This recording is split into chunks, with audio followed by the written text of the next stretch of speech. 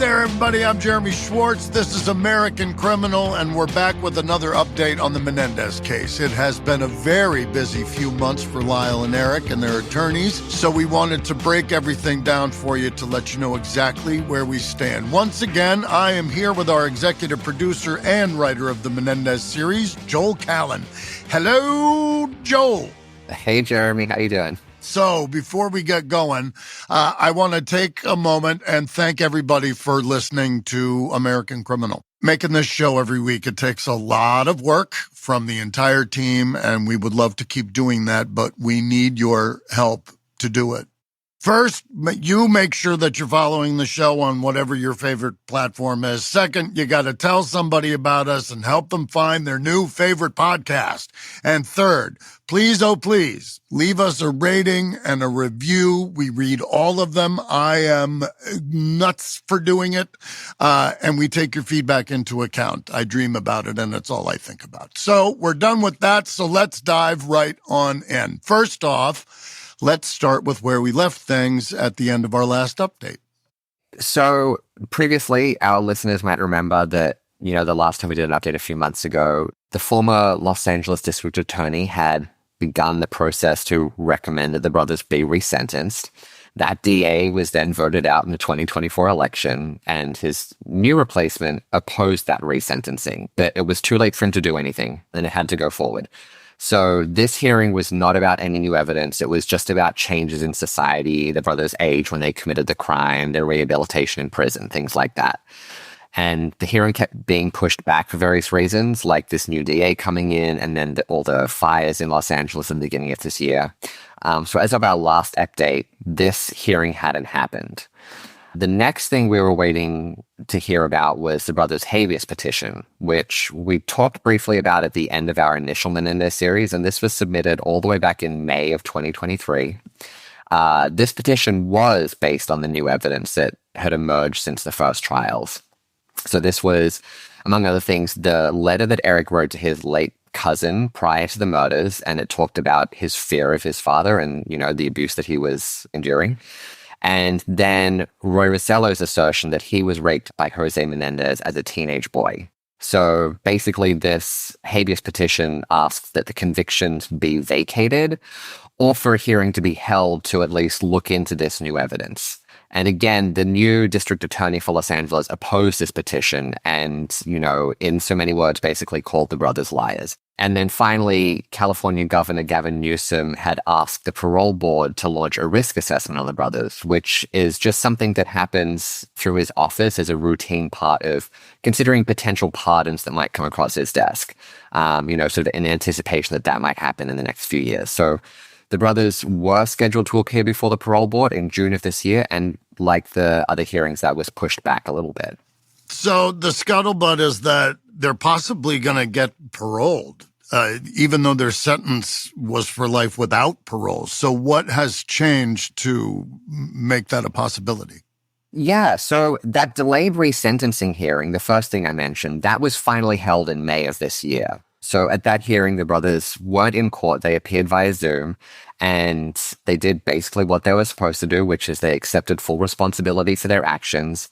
They apologized to their relatives for causing them pain, and they expressed remorse for the crime. At that hearing, Superior Court Judge Michael Jessic agreed that the brothers deserved to be resentenced. He looked at all the evidence. He cited the brothers' age when they committed the crime, their ongoing rehabilitation as reasons why they deserve a second chance. He also said that he agreed with the original sentence, given the time of when the crime happened and when the trials happened. But he did sort of think, okay, it's time for us to reconsider this. And yeah, like fog of war kind of stuff. Yes, he said, okay, times have changed. I think it's, we're going to reassess this. And he said, instead of life without parole, the new sentence he gave them was 50 years with parole as a possibility. So as soon as that ruling came down, the brothers were immediately eligible for parole.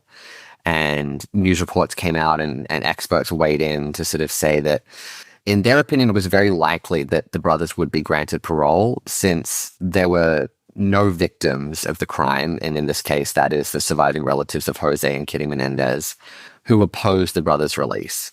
In addition to that, prison officials and their fellow inmates have long said that the brothers are model prisoners. And at the time, the perceived danger they posed to the general public was considered minimal. So the risk assessment, how does all of this really come into play in this situation? Right. So it's interesting.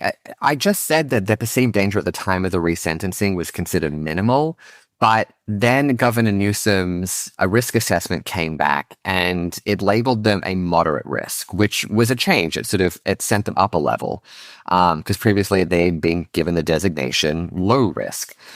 And it's hard to be sure, but it seems that part of this change was because the brothers were found to be in violation of prison contraband rules. Basically, they were caught having cell phones in prison. And then there was something else. The details on this are a little fuzzy, but it's reported that Erik was dinged for possessing and dealing drugs at one point in his life in prison, and for also taking part in or helping fellow inmates with tax fraud. Again, this was years ago, and the details on it are pretty hazy, but it's believed that contributed to this assessment of them being a moderate risk.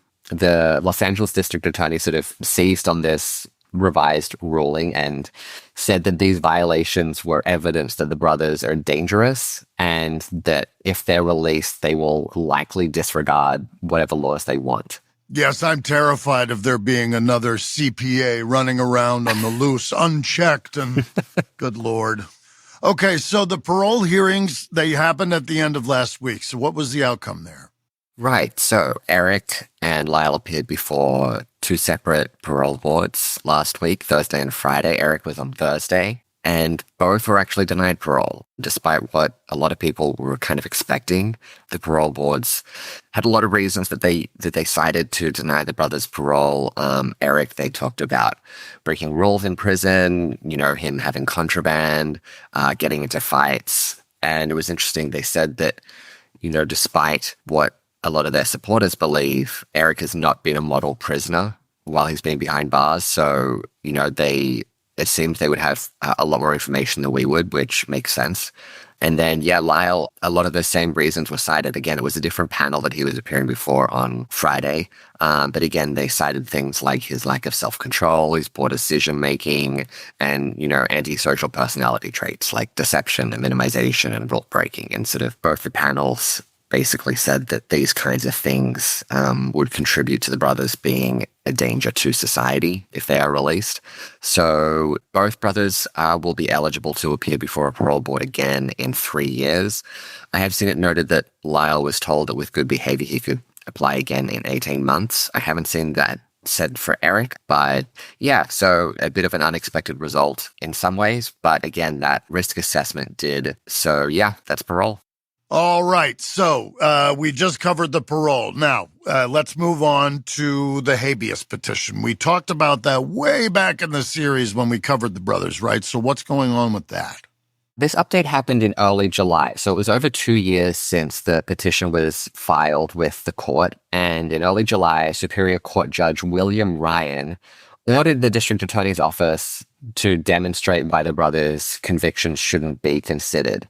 Judge Ryan ruled that the new evidence, again, that's the letter Erik wrote to his cousin Andy and the accusation by Ro Rossello that he was raped by Jose Menendez, quote, would have more likely than not changed the outcome of their second trial.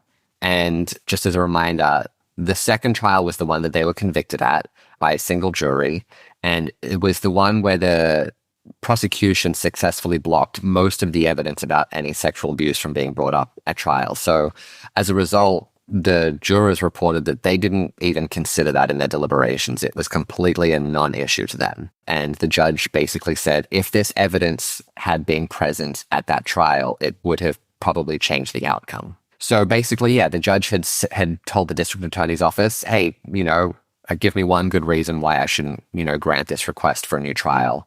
And the district attorney's office, early this month, on the 7th of August, they submitted a 132-page opposition to the petition. The district attorney stated in this document that the brothers' filing, quote, does not come close to meeting the factual or legal standard to warrant a new trial. I'm not an expert in the law. I'm not a lawyer, so I can't comment on whether it does or does not meet the factual legal standard. But I will say that this district attorney has always seemed to vehemently oppose the brothers' release. So I'm not really surprised by that stance that his office has taken. And at this point, we're just waiting on an update on this. You know, we haven't heard anything more from the court since the district attorney submitted this opposition document. Well, I'm not a lawyer either, but I am an American, which means I can say anything about anything, and I'm an expert. And that is just stupid. 132 pages. Come on. That's why I'm here. I'm here to keep an eye on these things, and next time there's any news, I'm gonna jump back in the studio with you, and we'll keep everyone updated. Yes, our intrepid Aussie on the street. All right, well, Joel, thanks so much for hanging out with us and giving us an update on these guys. More power to them, I hope. I hope it's working out for them. We'll see. Good luck to them. And thank you guys again for joining us here today on American Criminal. Don't forget, review, rate, tell, spread the word, the good word.